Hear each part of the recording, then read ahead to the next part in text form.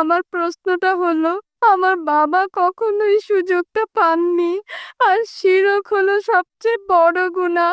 আমি জানতে চাচ্ছি এমন কোন দোয়া কি আছে যেটা আমি আমার বাবার জন্য করতে পারি যাতে তার গুনাহ ক্ষমা করে দেওয়া হয়।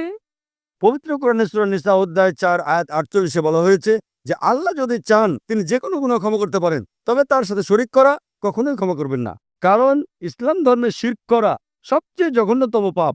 তবে কেউ যদি শিরক করে আর মৃত্যুর আগে যদি অনুতপ্ত হয়, আল্লাহ ক্ষমা করতে পারেন।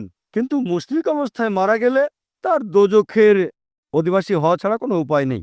যদি সেই লোকটা জীবিত থাকে, আপনি দোয়া করতে পারবেন আল্লাহ যেন তাকে হেদায়েত করেন। যদি জানেন মুশরিক অবস্থায় মারা গেছে, তার জন্য দোয়া করতে পারবেন না। এ ব্যাপারে পবিত্র কোরআনে বলা হয়েছে ইব্রাহিম আলাইহিস সালাম তার বাবার জন্য দোয়া করেছিলেন যে ছিল মুশরিক। তখন আয়াত নাজিল হলো